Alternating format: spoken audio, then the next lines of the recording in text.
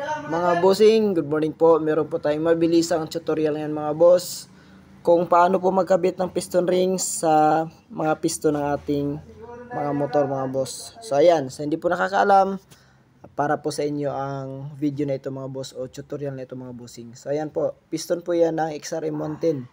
Piston kit po yan mga boss. Ikakabit po natin yan sa SYM na motor mga boss. So ayan mga bossing, ang una nating ikabit mga boss is ang piston ring na yan mga bossing. Tawag dyan mga bossing is expander oil ring mga boss, excuse me po. So expander po ang tawag dyan mga boss. So ganyan po ako magkabit niyan mga bossing. Magkadikit po ang bawat dulo at nakaturo po sa itaas. Kasi yung iba mga bossing nakaturo sa ibaba. So iba-iba tayo ng diskarte mga boss. Wag nyo po gagawin yan mga bossing. Hindi ganyan ang magkabit ng piston rings. Sa mga baguhan, hindi po ganyan. Kasi napakalambot po niyan, pwede po magkaganyan ang piston ring. So ganyan po dapat mga boss. So ganyan. O di kaya yung iba naman is nakaturo sa ibaba ang dulo nito mga boss, ang tip ng piston ring. So yan po, sa intake po, meron po IN dyan. At sa left side po, wag niyo po hindi po sa center o dyan po sa gilid, sa kaliwa po, kaliwang side po. So napapansin niyo po mga bossing, ang mga butas dyan sa piston. Ayan. So ang ano po yan mga bossing, sinadya po ang mga butas na yan para po ang purpose niyan is sa lubrication po ng oil o engine oil sa loob ng makina.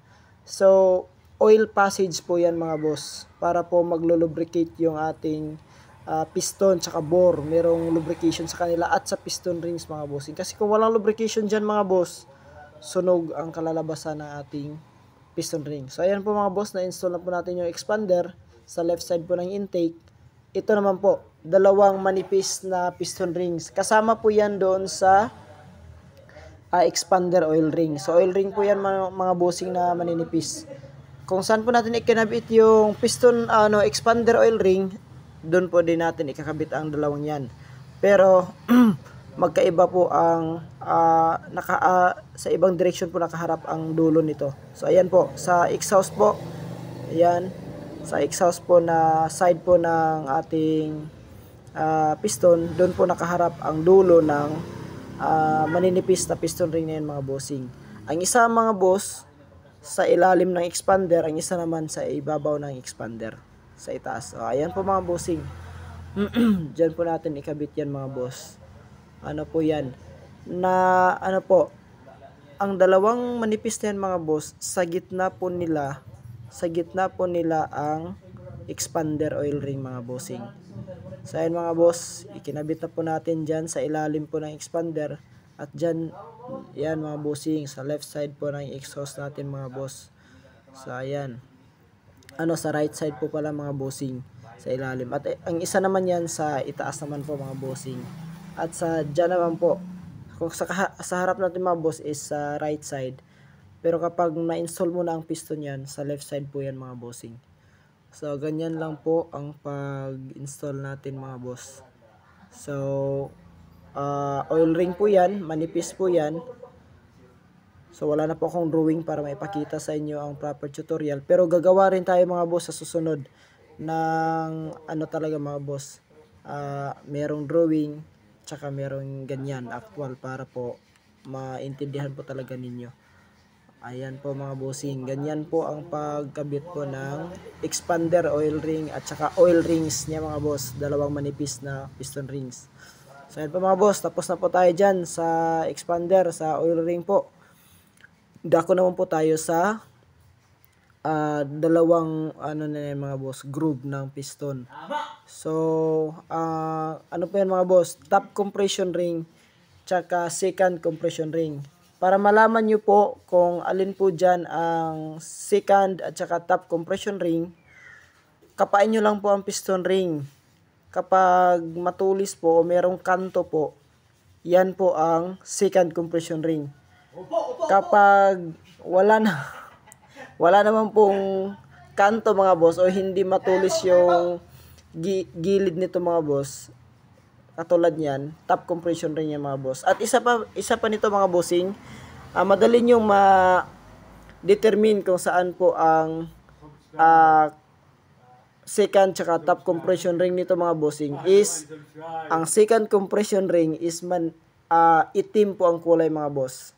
So, at meron pong nakatatak yan sa ibabaw. Merong steady, meron na pong iba T, top po, kadalasan po sa mga malalaking sasakyan. Kung saan po ang markings mga bossing, ibig sabihin po is ang merong markings is itaas po yan na side.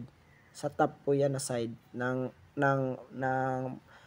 forma po ng piston ring. So ayan, diyan po sa gitna natin ikakabit at diyan po sa intake po yan mga bossing, sa right side po mga bossing ng piston ang second compression ring.